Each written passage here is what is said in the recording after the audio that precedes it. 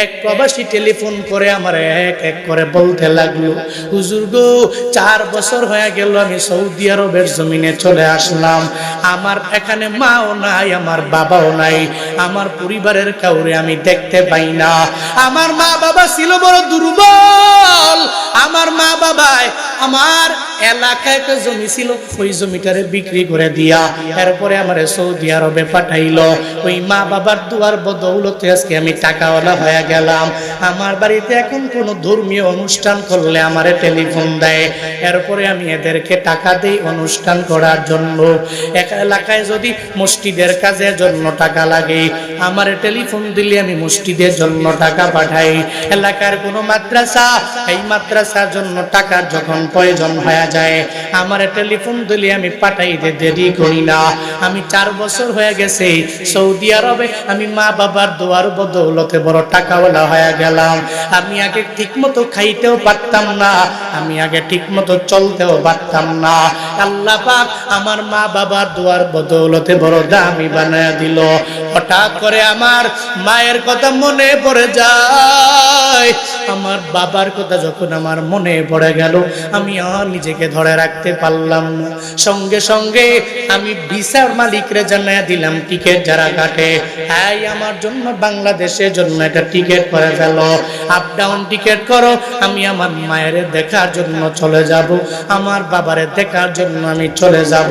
ওই প্রবাসী বলে, হুজুর এরপরে টিকিট করার পরে আমি আমার বউরে জানাইলাম, আমি আমার স্ত্রীকে বললাম, স্ত্রী তোমার টেলিফোনটা তুমি আমার বাবার হাতের মধ্যে দাও। আমার বাবার কাছে যখন মোবাইলটা যখন হাতের মধ্যে দেওয়া হলো, আমি আমার বাবাকে জিজ্ঞাসা করলাম, বাবা অন্যের বাড়িতে জীবনে তো অনেক পরিমাণে কাজ করলেন, এত পরিমাণে পরিশ্রম করেছেন, আজকে আপনার সন্তান বড় দামি হয়ে গেছে, আপনার সন্তান টেলিফোন দিয়েছে, বাবা গো আপনার মন চায় কি খাইতে আমারে বলেন, আমি আপনার জন্য যা মন চায় সব আমি বিদেশের জমিন থেকে নিয়ে আসব। বাবার কাছে এটা বলার পরে বাবা সঙ্গে সঙ্গে সন্তানটারে জানায় দেয়, সন্তান রে আমার কিছু লাগবে না, তোর মায়ের জন্য তুই আন, অসুবিধা হবে না, তোর বউয়ের জন্য তুই আনবি, কোনো অসুবিধা নাই, তোর সন্তানের জন্য আনবি, আমি বাবার জন্য কিচ্ছু আনা লাগবে না, তুই যখন আসবি আমি তোর চেহারাটা দেখলে আমি বাবার জন্য সব পাওয়া হয়ে যাবে। সঙ্গে সঙ্গে ওই লোকটা বলে, হুজুর এরপরে আমি আমার বাবারে বললাম, বাবারে তোমার মোবাইলটা তুমি কষ্ট করে তোমার নাতির হাতে দাও। আমার ছেলের কাছে যখন দেওয়া হলো, ছেলেকে জিজ্ঞাসা করলাম, তোমার বাবায় 4 বছর বিদেশ করে তোমার কাছে চলে আসবে, তোমার জন্য কি কি আনা লাগবে আমায় বলে দাও।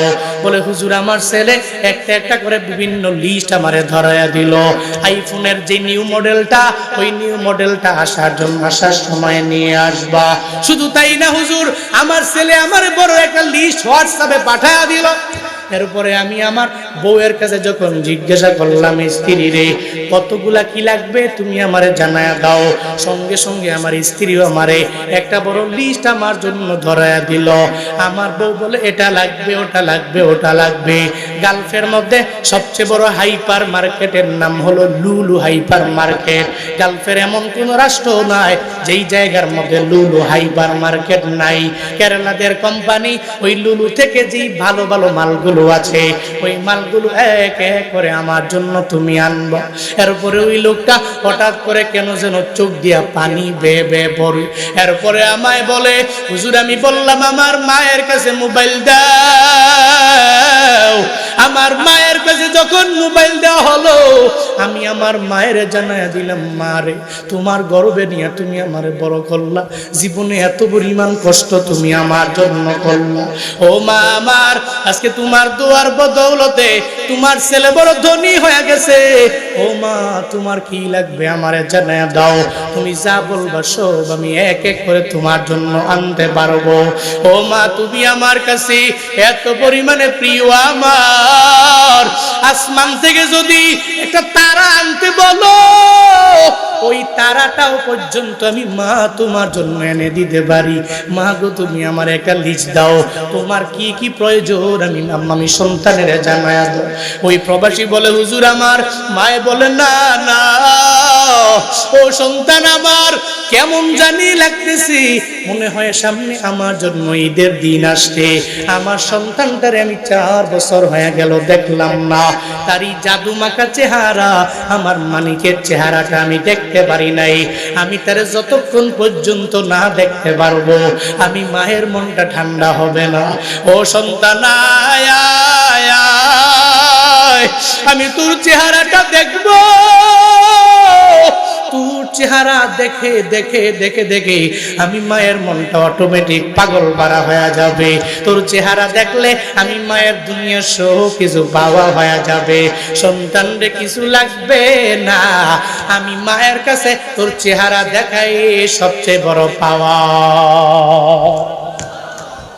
ওই প্রবাসী বলে হুজুর আমার বুঝ হয়ে গেল, আমার মা আমারে কি পরিমাণে ভালোবাসে আমার জানা হয়ে গেল।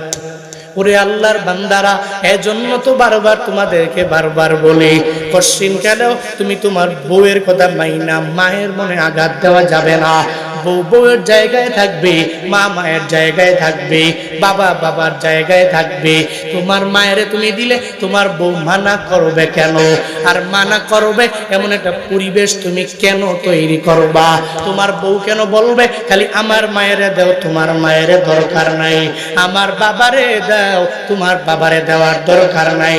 এমন পরিবেশ যাতে করে পরিবারের মধ্যে সৃষ্টি না হয় রে বাবা। বরং তুমি তোমার পরিবারটাকে এমন ভাবে গঠন করে নাও, তোমার বউ বলবে তোমার মায়েরে দিও, তোমার বাবারে দিও, কারণ তোমার মা তোমারে গর্বে নিয়ে বড় করছে, এরপরে তোমার বাবায় কষ্ট করে করে তোমারে বড় করছে। আজকে যদি তুমি বড় না হইতা আমারে তুমি কেমনে আনতা? আর আমি তোমার ঘরের মধ্যে আসলাম তোমার কারণে, আর তুমি এত বড় হইলা মা বাবার কারণে। কশিন কালেও মা বাবাকে দিতে দ্বিধা করবা না। বউয়ের মনটাকে এমন করো, তুমি ওই পরিবেশ সৃষ্টি করো, অটোমেটিক হবে। হুজুর বউ কথা মানে না, কি কথা বলে না? তোমার ভিতরেই দুষ্টামি, যত শয়তানি। এজন্য চাইলেই সবাইকে সমান করে দেওয়া যায়, সমানভাবে রাখা যায়, চাইলেই এটা সম্ভব। বউকে বউয়ের জায়গায় রাখবা, মাকে মায়ের জায়গায় সম্মান করবা, বাবাকে বাবার জায়গায় সম্মান করবা। পারবেন তো ইনশাআল্লাহ? পারবেন তো ইনশাআল্লাহ? আল্লাহ পাক সে তৌফিক আমাদের সব ভাইকে দান করে। আরো জোরে পড়েন আমিন। জীবনের মূল কষ্ট মায়ের, প্রসব বেদনা,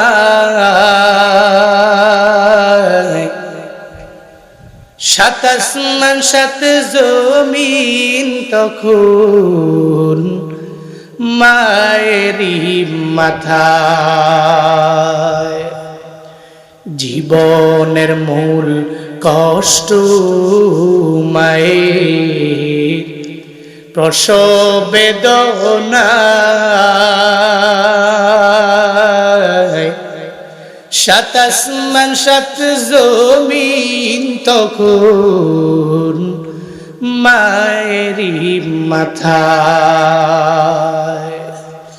এমন মা কি কেমনে আজি, এমন মা কি কেমনে আজি যাব আমি ভুলিয়া। ও আমার প্রাণের মা, মা গো মা, কোথায় গেলে মোরে ছাড়িয়া? জনম দুঃখী এতিম আমি, চায় না কেহ ফিরিয়া। জনম দুঃখী এতিম আমি, চায় না কেহ ফিরিয়া। আমি যখন ছিলাম আমার মায়ের উদরে চলাফেরা করতেন যে মায়ে কত কষ্ট করে। আমি যখন ছিলাম আমার মায়ের উদরে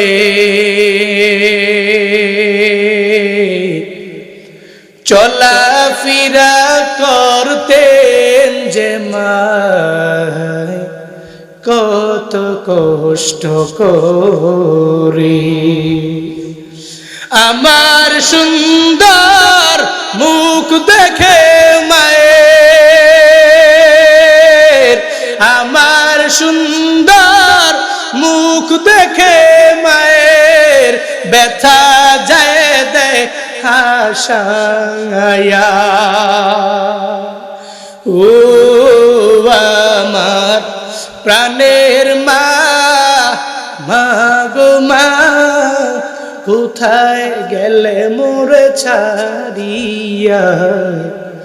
জনম দুঃখী এতিম আমি, চায় না কেহ ফিরিয়া।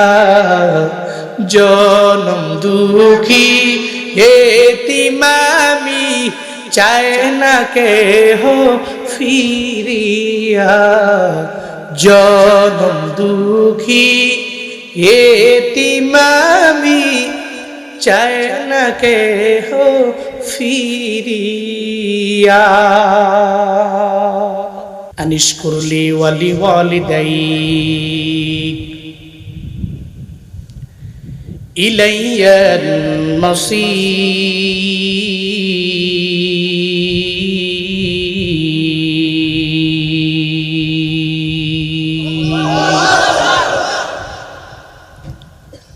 আল্লাহ বলে নাই মানুষ,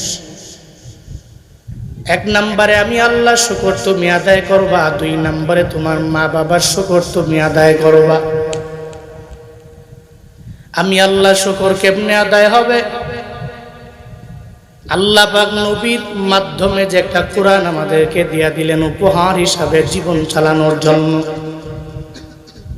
কোন কাজ করলে তুমি জান্নাতে যাইতে পারবা, কোন কাজ করলে জাহান্নামী হয়ে যাবা, আল্লাহ সব এক এক করে কোরআনের মধ্যে তোমারে আমারে জানিয়ে দিয়েছে নবীর মাধ্যমে।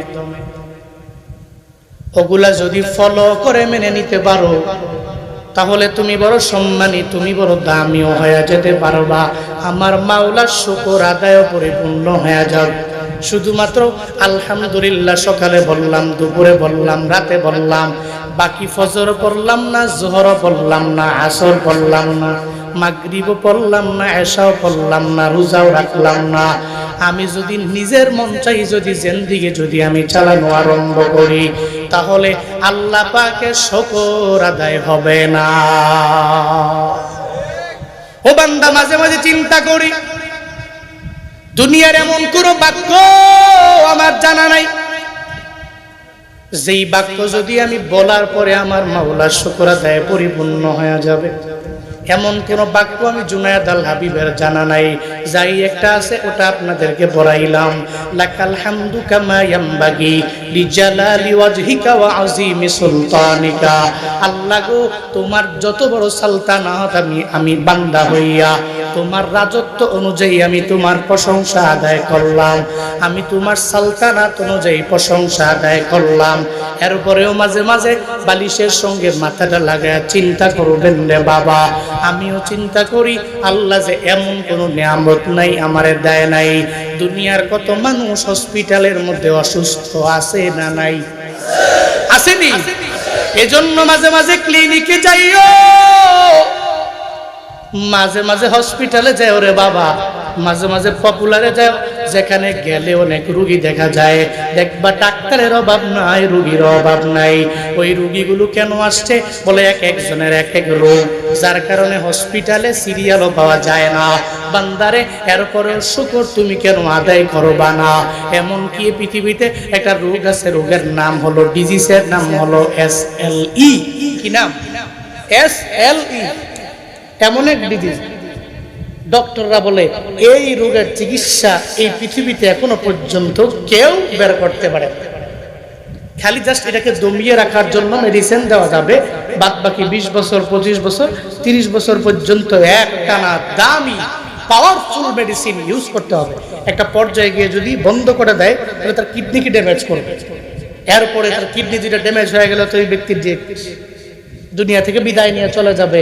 এই জন্য মাঝে মাঝে ভাবার জন্য বলি, আল্লাহর শুকর কেন আদায় করব না? এই মিয়া, যদি আমারে আপনারে আল্লাহ পাক যদি এই এরকম একটা ডিজিজ দিয়ে দিত, এরকম একটা অসুস্থতার নিয়ামত যদি দিয়ে দিত, 20 বছর 40 বছর 50 বছর যদি ভুগতে হইতো,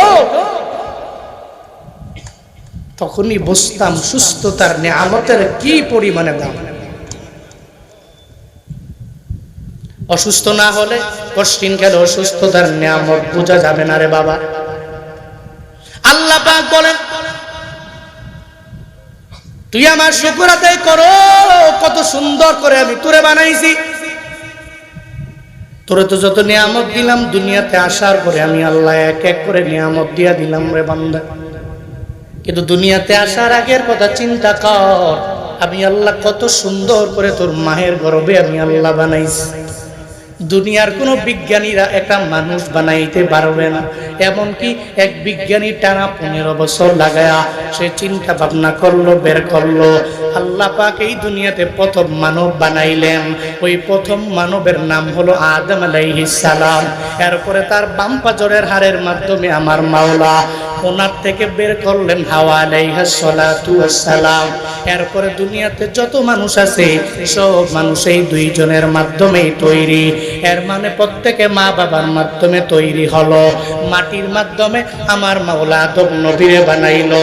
জনৈক বিজ্ঞানী টানা 15 বছর লাগায় রিসার্চ করতে লাগলো, আল্লাহ যদি মানুষ বানাইতে পারে, আমি বিজ্ঞানী হইয়া কেন মানুষ বানাইতে পারবো না? ও চিন্তা ভাবনা করতে লাগলো, একটা মানুষ আমি বানাবো, কেমনে বানাবো? মাটির সমস্ত রাসায়নিক উপাদানগুলোর একসাথে করলো যে আমার একটা মানুষ বানানো লাগবে। সে প্রথম বের করলো প্রত্যেকটা জীবের, প্রত্যেকটা প্রাণীর মূল একক হচ্ছে প্রোটোপ্লাজম। এর মানে হচ্ছে আদি প্রাণ সত্তা। এই প্রোটোপ্লাজম, প্রত্যেকটা রাসায়নিক উপাদানগুলো মাটির এই প্রোটোপ্লাজমের মধ্যেই নিহিত। এরপরে বের করলেন 4টা উপাদান প্রত্যেকটা জীবন বীজের ভিতরে অনেক পরিমাণে পাওয়া যায়। 1 নম্বরে অক্সিজেন, 2 নম্বরে নাইট্রোজেন, 3 নম্বরে কার্বন, 4 নম্বরে হাইড্রোজেন। এই 4টা উপাদান মানব বীজের ভিতরে, জীবন বীজের ভিতরে অধিক পরিমাণে পাওয়া যায়। বিজ্ঞানী এটা বের করলেন। এরপরে এটাকে বের করে এরপরে 8টা উপাদান সম পরিমাণে পাওয়া যায়। 1 নম্বরে ম্যাগনেসিয়াম, 2 নম্বরে পটাশিয়াম, 3 নম্বরে সোডিয়াম, 4 নম্বরে সালফার, 5 নম্বরে ফসফরাস, ক্লোরিন, আয়রনের মাধ্যমে 8টা বীজের মাধ্যমে উপাদানের মাধ্যমে আমার মাওলা মানুষটাকে তৈরি করলেন। বিজ্ঞানী এটাও সুন্দর করে বের করলো। এটা বের করে সব উপাদানগুলো একসাথে করার মাধ্যমে একটা প্রোটোপ্লাজম তৈরি করার মাধ্যমে একটা মানুষ বানানোর জন্য টানা 15 বছর লাগায় চেষ্টা করার পরেও এরপরে ওই বিজ্ঞানী জানায়া দিল, মানুষের আরে আমার দ্বারা এটা সম্ভব হবে না, আমি একটা মানুষ কশিনকালেও বানাইতে পারবো না। এই দুনিয়াতে মানুষ শুধুমাত্র বানাইতে পারে একজন, চিল্লায়া বলো তার নাম।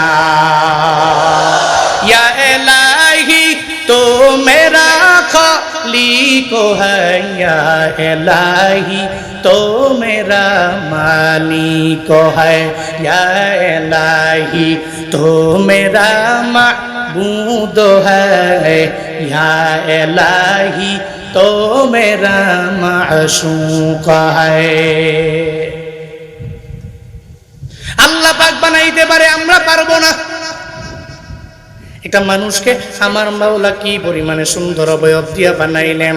এই যে সূরাতুল 3 খুলেন, এর উপরে 3টা তাফসীরটা পড়েন। আল্লাহ পাক 3টা আয়াতের মধ্যে 4টা কসম খাইলেন। ওয়াত্তিনি ওয়াজ্জাইতুনি ওয়া তুরি সিনিনা ওয়া হাদাল বালাদিল আমিন লাকাদ খালাকনাল ইনসানা ফি আহসানি তাকওয়িম। জুড়ে বলেন আল্লাহু আকবার। আল্লাহ পাক সূরাতুল 3 তিনটা আয়াতের মধ্যে চারটা কসম আল্লাহ খাইলেন। এক নম্বরে 3, 2 নম্বরে জাইতুন, 3 নম্বরে ওই মিশরের সিনাই পর্বতের কসম, 4 নম্বরে আল্লাহ পাক কসম কাটলেন ওই মক্কা নগরী পবিত্র নগরীর কসম খাইয়া। আল্লাহ তিনটা হাতের মধ্যে চারটা কসম খাইয়া বান্দাদের ব্যাপারে জানায় দেয়, বান্দারে এত সুন্দর অবয়ব দিয়ে আমি আল্লাহ তোমাকে বানাইলাম, এত সুন্দর অবয়ব দিয়ে আমি আল্লাহ অন্য কোনো প্রাণীরে বানাই নাই, অন্য কোনো মাখলুকরে বানাই নাই। দেখো না কি সুন্দর করে আল্লাহ একটা চোখ দেয় নাই, বরং দুইটা চোখ দিয়া দিল। একটা চোখ যদি নষ্ট হয়ে যায় বান্দা তুমি আর একটা চোখে দেখতে পারবা। তোমার নাকের ছিদ্র একটা বন্ধ, ঠান্ডার কারণে বন্ধ হয়ে গেলে তুমি আর একটা নাক দিয়ে আরামে নিঃশ্বাস নিতে পারো রে বাবা। শুধু তাই না রে বাবা, দুইটা কান আমার মাওলা দিয়া দিলেন, একটা কান শুনতে পাও না আর একটা কানে শুনতে পারো বা অসুবিধা হবে না। শুধু তাই না রে বাবা, দুইটা পা আমার মাওলা দিলেন, একটা পা যদি নষ্ট হয়ে যায় আর একটা পা দিয়ে কোনো রকম হাঁটাও তো যাবে। আল্লাহ পাক দুইটা হাত দিলেন, দুইটা হাতে একটা নষ্ট হয়ে গেলে আর একটা হাতের মাধ্যমে অটোমেটিক কাজ করা যাবে রে বাবা। এত সুন্দর অবয়ব দিয়ে আমার মাওলা বানাইলেন, এই পৃথিবীতে কোন ব্যক্তির দ্বারা এটা সম্ভব হবে হবে নাকি? কে বানাইছে? হুয়াল্লাযী ইউসাউবিরুকুম ফিল আরহামি কাইফা ইয়াশা লা ইলাহা ইল্লা হুয়াল আজিজুল হাকীম। আরো জোরে আল্লাহু আকবার। আল্লাহ পাক বলছেন আমি রবের পরিচয় হলো হুয়াল্লাযী ইউসাউবিরুকুম। আল্লাহ তো সে আল্লাহ যে আল্লাহ সুন্দর করে তাসবিহ দিয়া দিলেন, একটা সূরত দিয়া দিলেন। ইউসাউবিরুকুম ফিল আরহামি, তোমার মায়ের গর্ভের ভিতরে আমার মাওলা এত সুন্দর করে তোমাকে একটা সূরত দিয়া দিলেন, আকৃতি দিয়া দিলেন রে বান্দা। আল্লাহর যেমনে মন চাই এমনিতে আমার মাওলা দিয়া দিলেন, কাইফা ইয়াশা, আল্লাহ যেভাবে মন চাইলে ওইভাবে দিল। এই যে মানুষ আল্লাহ বানাইছে, কোনো মানুষের কাছ থেকে তো পারমিশন নেয় নাই, কারো কাছ থেকে বলে নাই give me a good advice, আমার একটা সুন্দর উপদেশ দিয়া দাও। কেন? একটা মানুষ বানাবো কেমনে? আল্লাহ দুনিয়ার কারো কাছ থেকে পারমিশনও নেয় নাই, অ্যাডভাইসও নেয় নাই, একটা উপদেশও দুনিয়ার কোনো মানুষের কাছ থেকে নেওয়া লাগে নাই। উইদাউট এনি অ্যাডভাইস ওই মায়ের গর্ভের ভিতরে দীর্ঘ 9 মাস লাগাইয়া, 8 মাস লাগাইয়া, 6 মাস লাগাইয়া আমারে তোমারে একজন বানাইছে, চিল্লায়া বলো তার নাম। কে বানাইছে? এরপরেও তো কি পরিমাণে অকৃতজ্ঞ হও। কাইফা তাকফুরুনা বিল্লাহ ওয়া কুনতুম আমওয়াতা ফাআহইয়াকুম সুম্মা ইউমীতুকুম সুম্মা ইউহয়ীকুম সুম্মা ইলাইহি তুরজাউন। আল্লাহ পাক এজন্য অবাক হয়ে কাইফা তাকফুরুনা বিল্লাহ, এরপরেও তোমরা কিভাবে আল্লাহকে অস্বীকার করো? এরপর কিভাবে? কাইফা তাকফুরুনা বিল্লাহ ওয়া কুনতুম আমওয়াতা, অথচ ছিলে তুমি মৃত। কি ছিলে? বলে না কি ছিলে? মৃত। ফাআহইয়াকুম, এরপরে আমি আল্লাহ তোমাকে জীবিত করলাম। সুম্মা ইউমীতুকুম, এরপরে আবার মরণ হবে কি হবে না? হ্যাঁ বলে না কেন, মরণ হবে কি হবে না? সুম্মা ইউমীতুকুম সুম্মা ইউহয়ীকুম, এরপরে আবার আমি আল্লাহ তোমাকে জীবিত করব। সুম্মা ইলাইহি তুরজাউন, মনে করছো জীবিত করে ছেড়ে দেওয়া, আবার দুনিয়াতে ছেড়ে দেওয়া হবে? এমন নয়, বরং তোমার জায়গা ছিল জান্নাত। আদম নবীর জায়গা কই ছিল? জান্নাত। জান্নাত টু দুনিয়া, এরপরে তুমি দুনিয়া আসবা। দুনিয়া টু বারজাখ, এরপর তুমি কবরে যাবা। বারজাখ টু তোমার হিসাব। হিসাব যদি ভালো হয়, কপাল ভালো হলে ডান হাতে আমল নামা, তো কপালে জান্নাত। কপাল খারাপ হইলে বাম হাতে আমল নামা, তোমার কপালে জাহান্নাম। এই জন্য কোন কোন নিয়ামতের অস্বীকার তুমি করবা? ফাবিআইয়ি আলা রাব্বিকুমা তুকাযযিবান, বলো না বান্দা কোন নিয়ামতের অস্বীকার তুমি করবে? এই জন্য প্রথমত শুকর আদায় হবে কার? আরো জোরে বলেন না, কার শুকর আদায় হবে? এই জন্য মানুষকে বানিয়েছেন, প্রথমত আমাকে বানিয়েছেন আমার মায়ের গর্ভে সুন্দর করে। আমার আল্লাহ পাক 7টা স্তরের মাধ্যমে আমাকে প্রাণ দিয়েছেন। কি সুন্দর করে আমাকে তৈরি করেছেন 7টা স্তরের মাধ্যমে। 1 নাম্বার ওই যে প্রোটোপ্লাজম, আদি প্রাণ সত্তা 1 নম্বরে। 2 নম্বরে তোমার বাবার শুক্রকীট, ওই শুক্রকীট তোমার মায়ের গর্ভাশয়ে প্রবেশ করেছে। এরপরে ডিম্বাণু থেকে ফুটে একটা বাচ্চা। আমি আল্লাহ তোমাকে ওই জায়গায় কিভাবে প্রাণ দিচ্ছি দেখো। 1 নম্বরে প্রোটোপ্লাজম, 2 নম্বরে শুক্রকীট, 3 নম্বরে জমাট রক্ত, 4 নম্বরে মাংসপিণ্ড, এরপরে 5 নম্বরে অস্থিকে পরিবেষ্টন করে একটা মাংস, এরপরে অস্থি মজ্জা, এরপরে তোমার বডির ভিতরে রূহটাকে সঞ্চালন করার মাধ্যমে 120 দিন পরে আমি আল্লাহকে রূহ সঞ্চালন করি।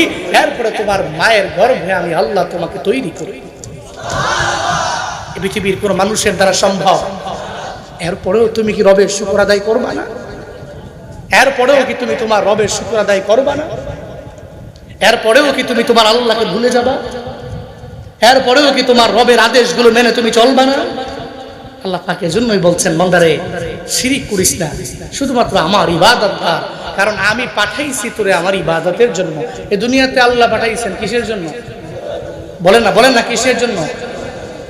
ওয়ামা খালাকুতুল জিন্না ওয়াল ইনসা ইল্লা লিয়াবুদুন।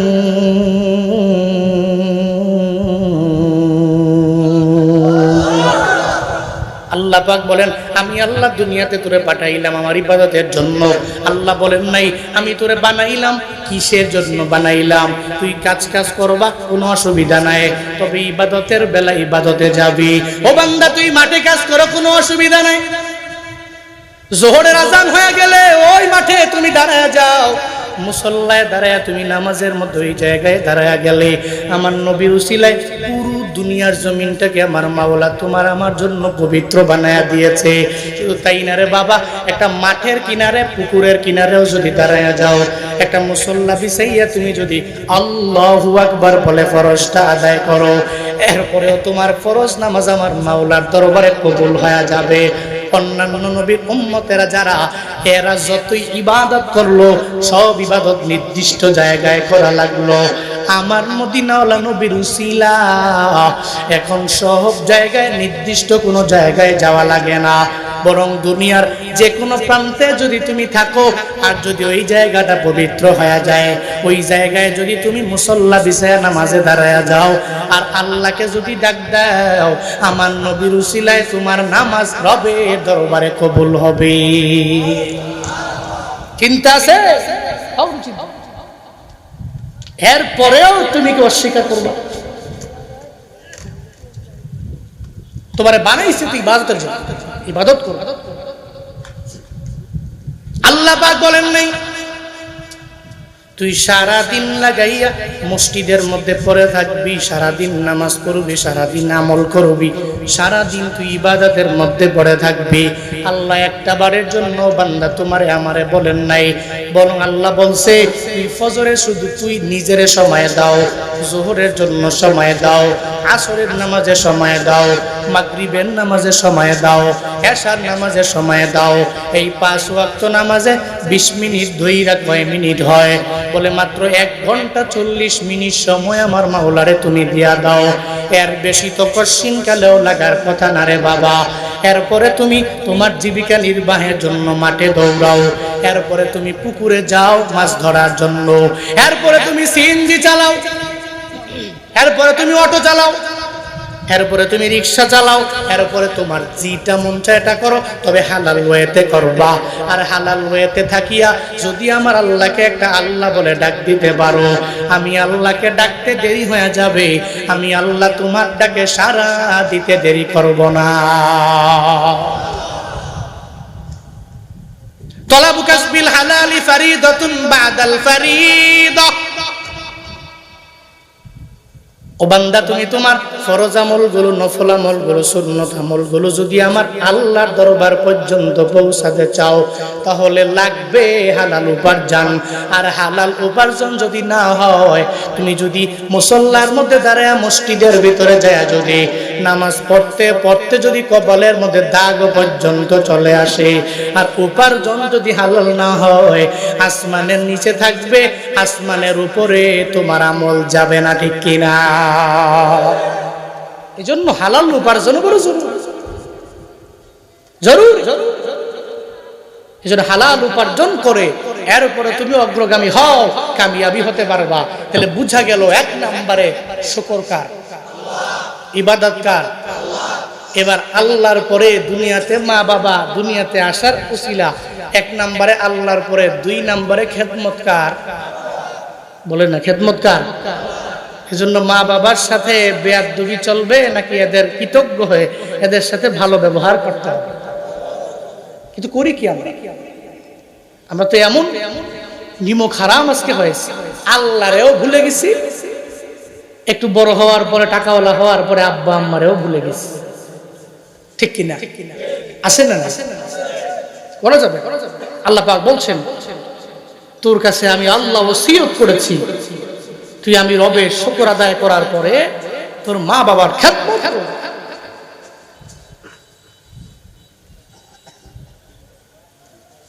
ওই মা বাবার থেকে দোয়া নিয়া চলবা, বদদোয়া নিয়া চলবা না।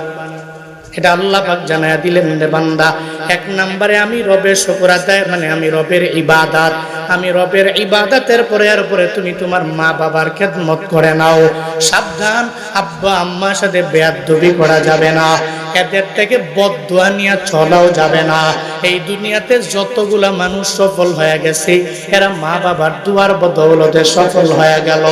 ও নোয়াখালী সুবর্ণচরের যুবক, নিজের জীবনে যদি সফল হতে চাও বান্দা, তোমারে আমি একটা টিপস জানায়া দেই রে বাবা। আজকে থেকে নিয়ত করে নাও, জিন্দেগিতে আর মায়ের বদদুয়া নিয়ে আমি চলবো না, আর মায়েরে আমি ধমক দিব না, আর আমি আমার বাবারে কোশ্চিন কালেও ধমক দিব না। যদি এই টিপসটা নিয়ে যদি আগায়া যেতে পারো রে বাবা, আমি জুনায়েদ আল হাবিব তোমার সুবর্ণচরে আইসা 1 বার কসম খাইলাম, 2 বার খাইলাম, 3 বার কসম খায়া জানাইলাম, এই দুনিয়াতে যারা সফল হয়ে গেল এরা মা বাবার দুয়ার বদৌলতেই হয়ে গেল। তুমিও যদি সফল হতে চাও, মা বাবার দুয়ার কোনো বিকল্প নাই।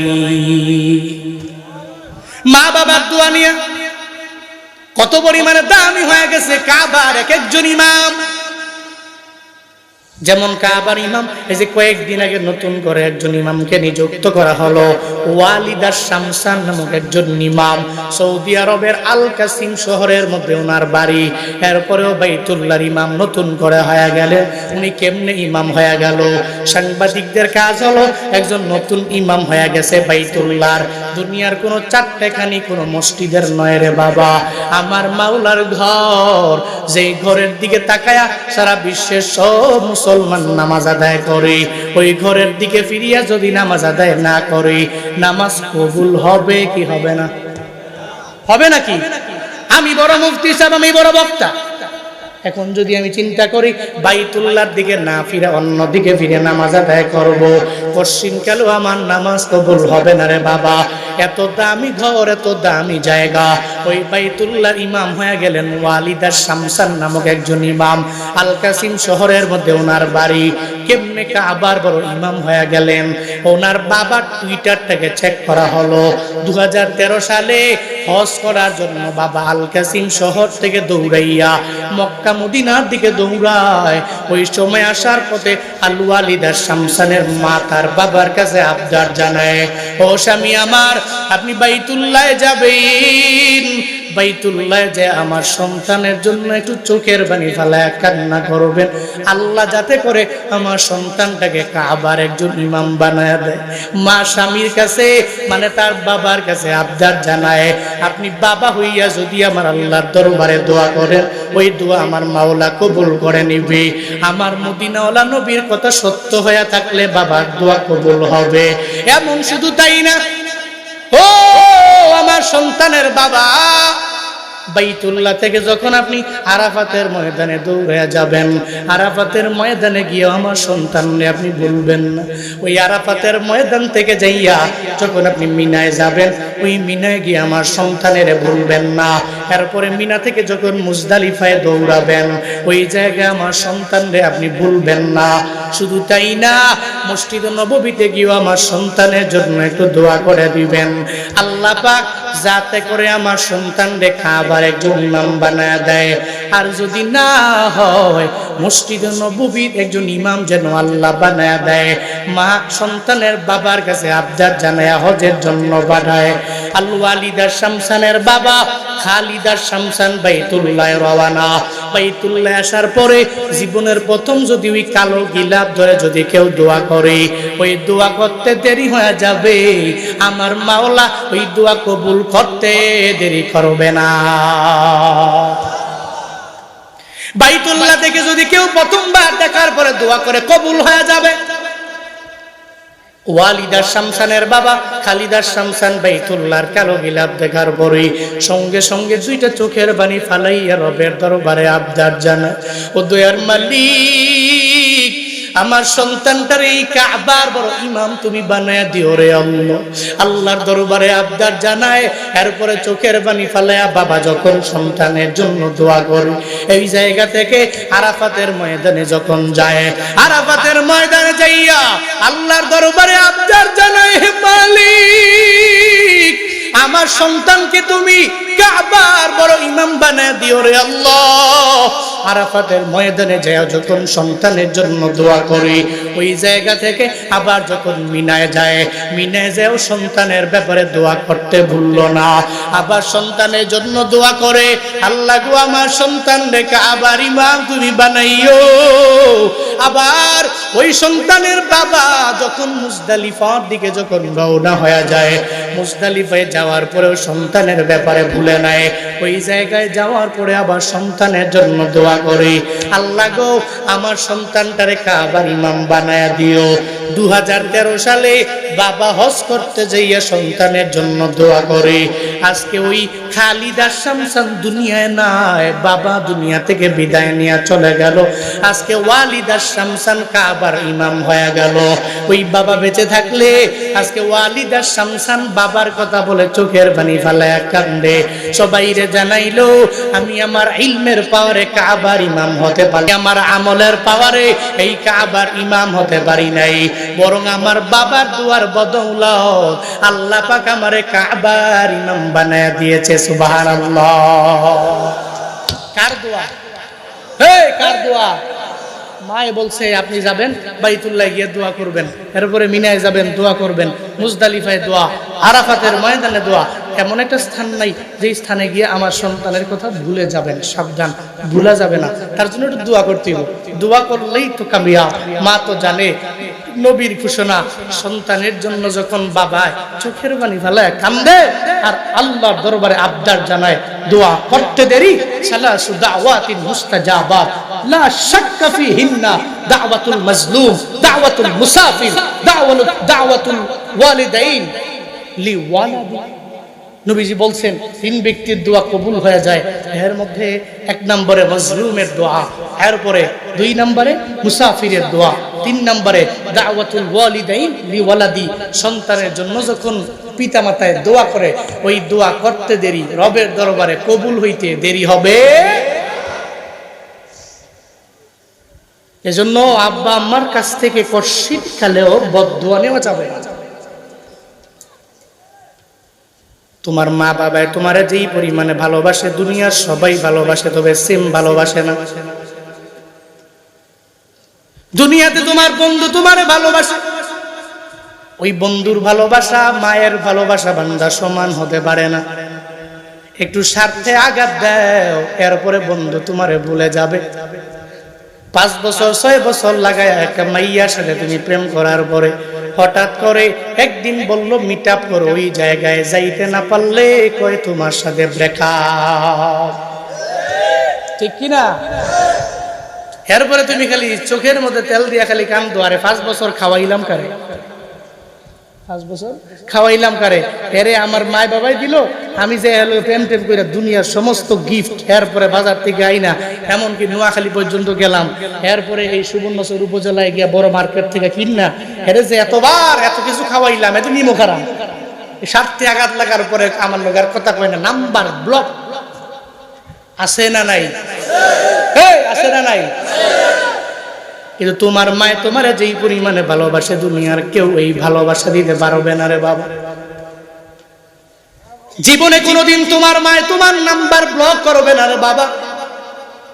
তুমি যতই অন্যায় করো, যতই অপরাধ করো, মায়ে তোমারে ভালোবাসবে। কারণ মায়ের ভালোবাসা এমন, স্বার্থ ছাড়া মা তোমারে ভালোবাসে।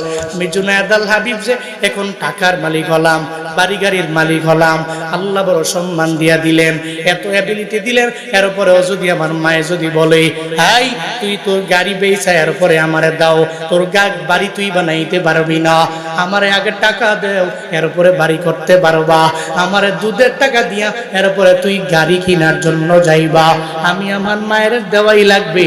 কারণ 2টি বছর মা আমারে দুগ্ধপান করাইলো।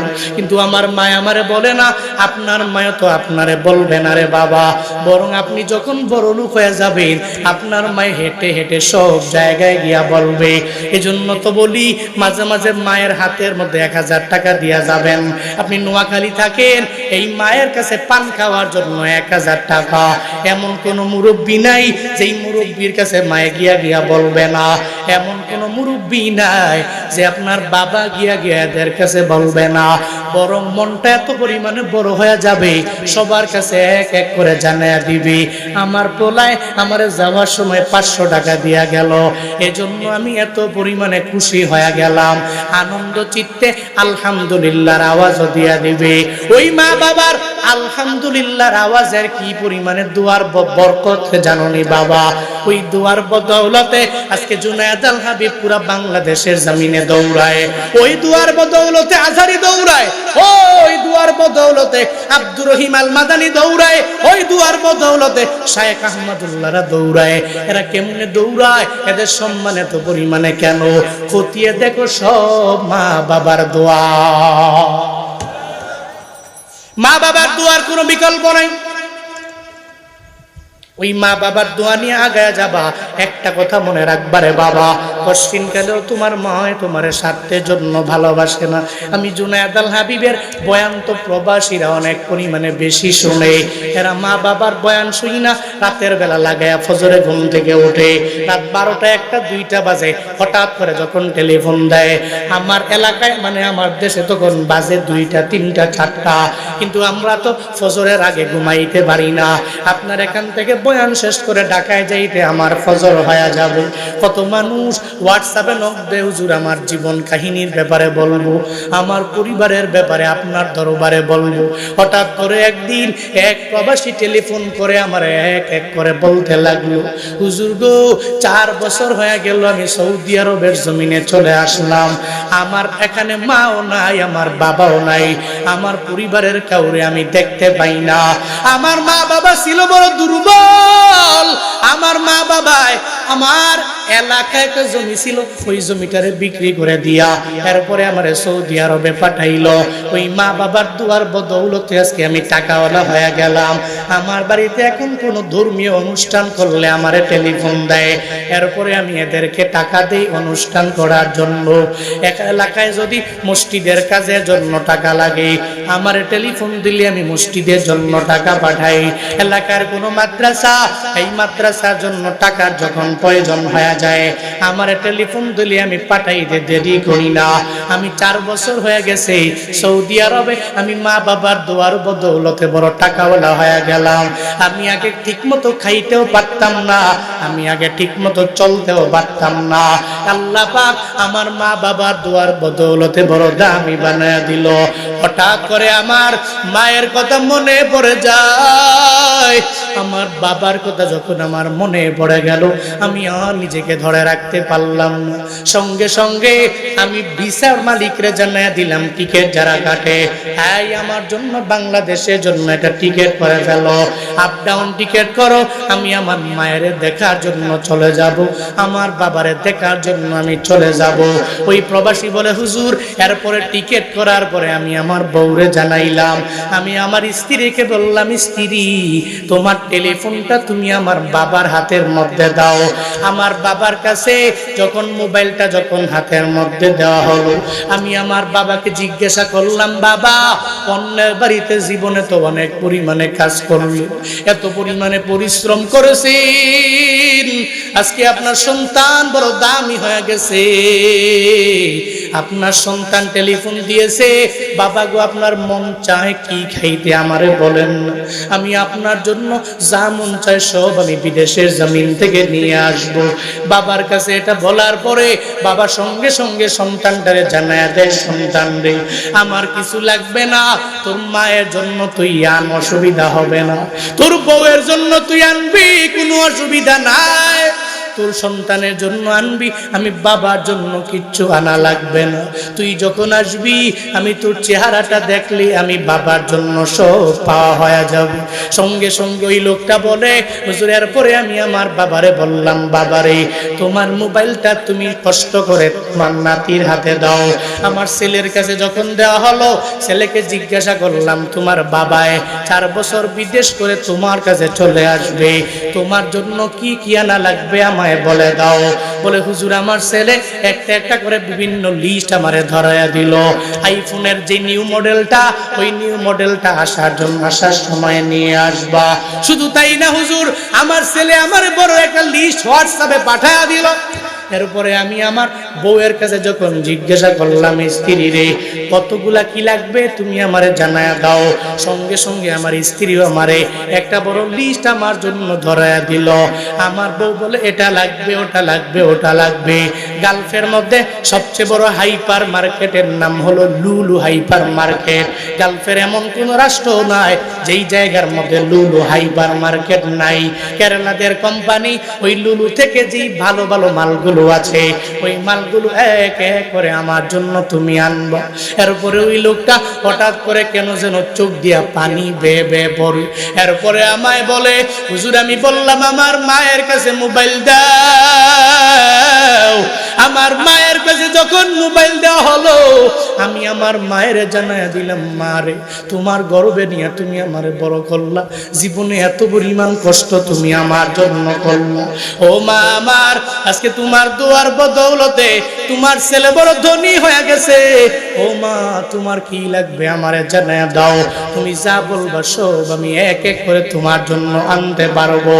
ও মা তুমি আমার কাছে এত পরিমাণে প্রিয়, আমার আসমান থেকে যদি একটা তারা আনতে বলো, ওই তারাটাও পর্যন্ত আমি মা তোমার জন্য এনে দিতে পারি। মা গো তুমি আমার একটা লিস্ট দাও, তোমার কি কি প্রয়োজন আমি সন্তানের জানায়া দাও। ওই প্রবাসী বলে, হুজুর আমার মায়ে বলে, না না ও সন্তান আমার কেমন জানি লাগতেছি, মনে হয় সামনে আমার জন্য ঈদের দিন আসছে। আমার সন্তানটারে আমি 4 বছর হয়ে গেল দেখলাম না, তারই জাদু মাখা চেহারা, আমার মানিকের চেহারাটা আমি দেখতে পারি নাই। আমি তারে যতক্ষণ পর্যন্ত না দেখতে পারবো, আমি মায়ের মনটা ঠান্ডা হবে না। ও সন্তান আয় আয় আয়, আমি তোর চেহারাটা দেখবো। তোর চেহারা দেখে দেখে দেখে দেখে আমি মায়ের মনটা অটোমেটিক পাগল পারা হয়ে যাবে। তোর চেহারা দেখলে আমি মায়ের দুনিয়ার সব কিছু পাওয়া হয়ে যাবে। সন্তানরে কিছু লাগবে না, আমি মায়ের কাছে তোর চেহারা দেখাই সবচেয়ে বড় পাওয়া। ওই প্রবাসী বলে, হুজুর আমার বুঝ হয়ে গেল, আমার মা আমারে কি পরিমাণে ভালোবাসে আমার জানা হয়ে গেল। ওরে আল্লাহর বান্দারা, এজন্য তো বারবার তোমাদেরকে বারবার বলি, কশিন কেন তুমি তোমার বউয়ের কথা মাইনা মায়ের মনে আঘাত দেওয়া যাবে না। বউ বউয়ের জায়গায় থাকবে, মা মায়ের জায়গায় থাকবে, বাবা বাবার জায়গায় থাকবে। তোমার মায়েরে তুমি দিলে তোমার বউ মানা করবে কেন? আর মানা করবে এমন একটা পরিবেশ তুমি কেন তৈরি করবা? তোমার বউ কেন বলবে খালি আমার মায়েরে দাও, তোমার মায়েরে দরকার নাই, আমার বাবারে দাও, তোমার বাবারে দেওয়ার দরকার নাই? এমন পরিবেশ যাতে করে পরিবারের মধ্যে সৃষ্টি না হয় রে বাবা। বরং তুমি তোমার পরিবারটাকে এমন ভাবে গঠন করে নাও, তোমার বউ বলবে তোমার মায়েরে দিও, তোমার বাবারে দিও, কারণ তোমার মা তোমারে গর্বে নিয়ে বড় করছে, এরপরে তোমার বাবায় কষ্ট করে করে তোমারে বড় করছে। আজকে যদি তুমি বড় না হইতা আমারে তুমি কেমনে আনতা? আর আমি তোমার ঘরের মধ্যে আসলাম তোমার কারণে, আর তুমি এত বড় হইলা মা বাবার কারণে। পশ্চিমকালেও মা বাবাকে দিতে দ্বিধা করবা না। বউয়ের মনটাকে এমন করো, তুমি ওই পরিবেশ সৃষ্টি করো, অটোমেটিক হবে। তো হুজুর বউ কথা বলে না, কি কথা বলে না? তোমার ভিতরেই দুষ্টামি, যত শয়তানি। এজন্য চাইলেই সবাইকে সমান করে দেওয়া যায়, সমানভাবে রাখা যায়, চাইলেই এটা সম্ভব। বউকে বউয়ের জায়গায় রাখবা, মাকে মায়ের জায়গায় সম্মান করবা, বাবাকে বাবার জায়গায় সম্মান করবা। পারবেন তো ইনশাআল্লাহ? পারবেন তো ইনশাআল্লাহ? আল্লাহ পাক সে তৌফিক আমাদের সব ভাইকে দান করে।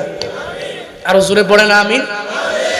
জীবনের মূল কষ্ট মায়ের, প্রসব বেদনা,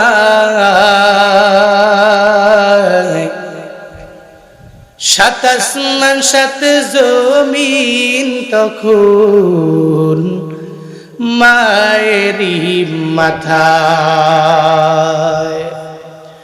জীবনের মূল কষ্ট মায়ের, প্রসব বেদনা,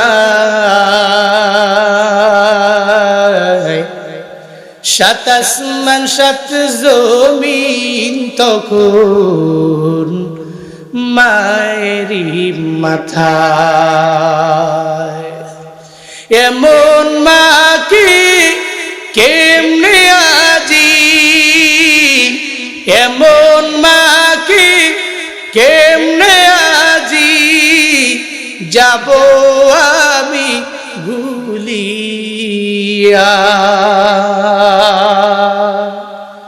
ও আমার প্রাণের মা, মা গো মা, কোথায় গেলে মোরে ছাড়িয়া?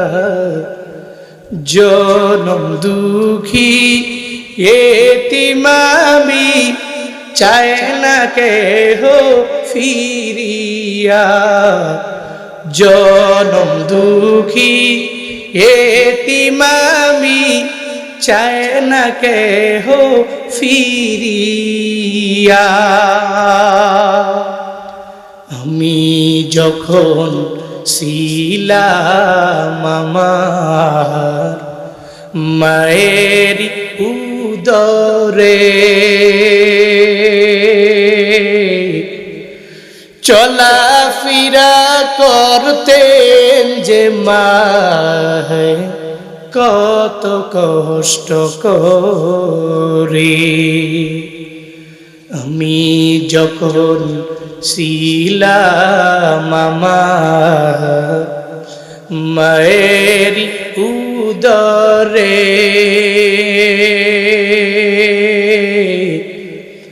চলাফেরা করতেন যে মায় কত কষ্ট করে। আমার সুন্দর মুখ দেখে মায়ের, আমার সুন্দর মুখ দেখে মায়ের ব্যথা যায় দে হাসায়া। ও আমার প্রাণের মা, মা গো মা, কোথায় গেলে মোরে ছাড়িয়া? জনম দুঃখী এতিমামি চায় না কেহ ফিরিয়া, জনম দুঃখী এতিমামি চায় না কেহ ফিরিয়া, জনম দুঃখী এতিমামি চায় না কেহ ফিরিয়া।